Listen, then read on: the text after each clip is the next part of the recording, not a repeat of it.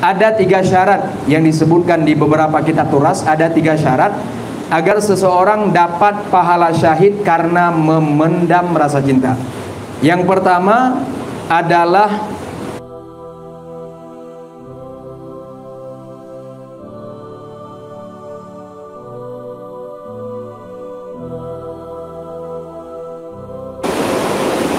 meninggal dalam cinta ataupun cinta dalam diam, yang sehingga dia meninggal gara-gara memendam cinta tersebut. Apakah syahid? Apakah diberikan pahala syahid atau tidak? Jadi terkait syahid ini ada 3. Yang pertama ada syahid dunia akhirat.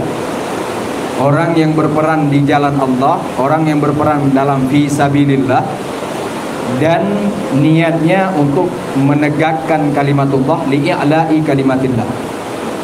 Ada yang kedua syahid dunia, yaitu orang yang berperang di jalan Allah, berperang dengan kaum kafir, namun mereka bukan untuk li'a'la'i kalimatillah, bukan untuk mengagungkan kalimatullah, tapi mereka hanya ingin ambil harta ghanimah, harta rampasan peperangan.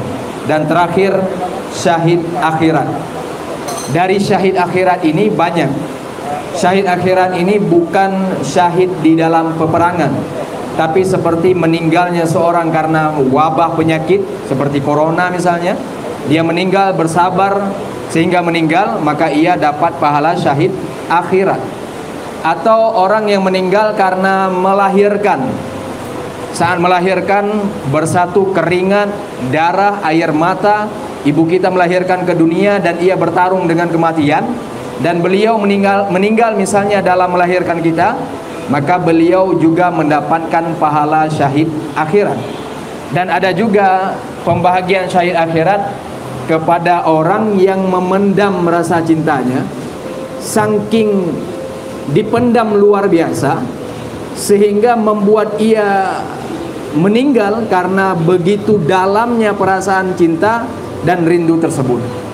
Cuman bagaimana baru dianggap seseorang tersebut mendapatkan pahala syahid saat meninggal dalam menahan rasa cinta.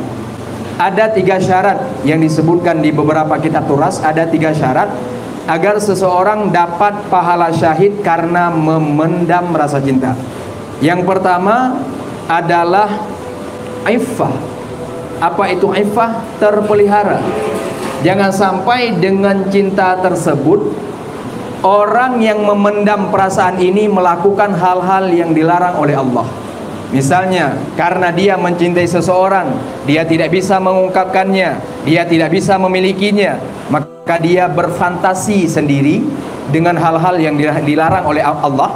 Maka orang yang seperti ini, kalau seandainya cintanya tak terbalaskan, cintanya tak dikabulkan, maka jika seandainya meninggal, maka dia tidak akan mendapatkan pahala syahid, karena cintanya bukan iffah, tidak memelihara ia dari maksiat. Syarat kedua, baru seseorang dianggap syahid karena cinta, cintanya harus kitman. Kitman ini artinya menyembunyikan. Jangan dicurhat ke orang lain dan jangan diceritakan ke orang lain. Karena saat kita curhat ke orang lain, saat kita curhat ke orang lain, maka dengan sendirinya perasaan kita akan lebih tenang. Maka kalau para ahli psikolog, kalau ada orang yang ingin menangis, dia pasti merintahkan, ayo nangis saja, nggak apa-apa, nangis saja, curhat aja, nggak apa-apa, curhat aja. Walau curhatnya itu, tangisannya itu tidak memberikan solusi, tapi paling tidak ada kelegaan di dalam hati saat kita curhat ke orang lain, saat kita menangis. Maka syarat kedua harus benar-benar teman. Jangan ngomong ke siapapun, termasuk teman dekat. Jangan ngomong, saya suka loh sama perempuan wanita soleha itu, saya suka loh sama laki-laki soleh itu. Jangan ngomong sama siapapun, agar baru dapat pahala syahid. Syarat ketiga, harus cinta yang halal, bukan cinta yang dilarang oleh agama. Bagaimana cinta yang halal? Cinta kepada yang bukan mahram. Jangan mencintai mahrammu sendiri, atau jangan mencintai lewat nafsu sesama wanita atau sesama laki-laki. Jangan gay ataupun jangan lesbi. Karena kalau cinta dalam bentuk gay ataupun lesbi, meninggal dalam memendamnya tidak akan mendapatkan pahala syahid. Berarti syarat meninggal agar dapat pahala syahid karena memendam perasaan cinta ada 3. Sekali lagi, yang pertama harus iffah, terpelihara dari maksiat. Yang kedua harus kitman, menyembunyikannya, jangan diceritakan ke siapapun, jangan dicurhat ke siapapun.